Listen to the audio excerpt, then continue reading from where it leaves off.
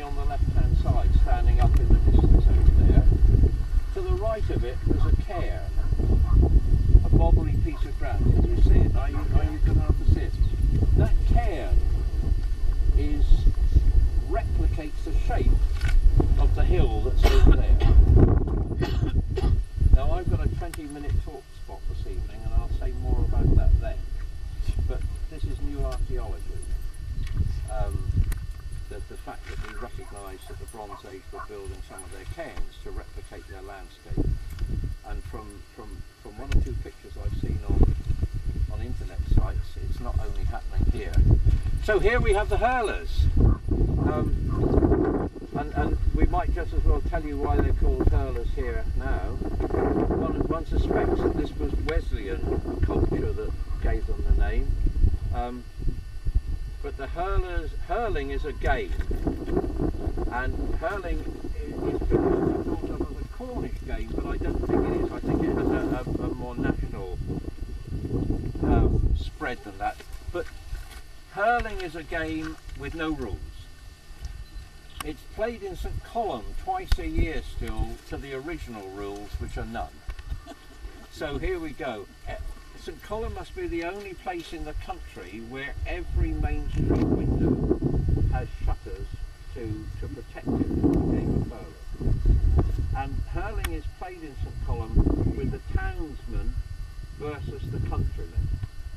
And a ball is thrown up, traditionally made of apple wood, sometimes on special occasions covered with a layer of silver.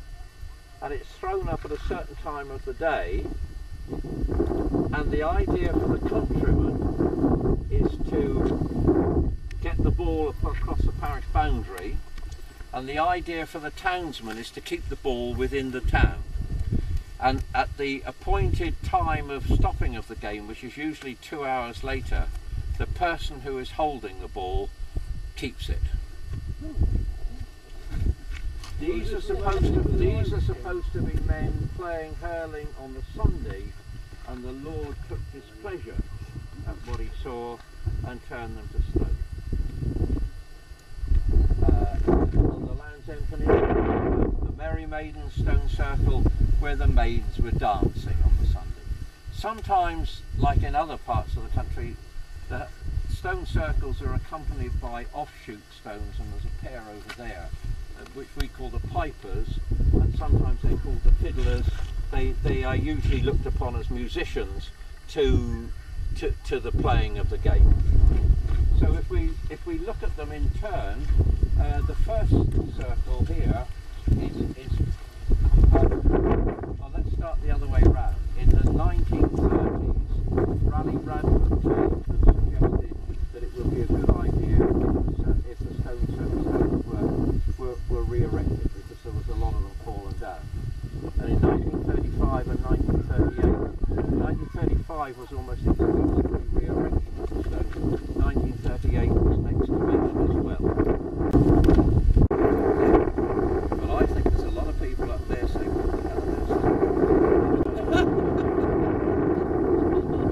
So I don't know how it works.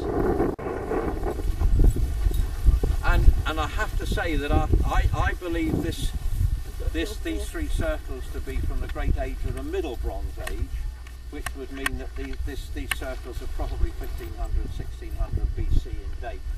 I can't prove it, but that's what I fondly like to think. Mainly because we have on the northern side of the moor, we have a different type of stone circle, more like the rollright stones, which I believe to be the earlier stones. So the southern stones over there are the only two that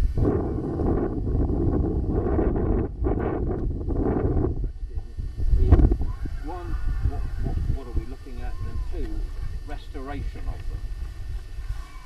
And the story is that the restoration of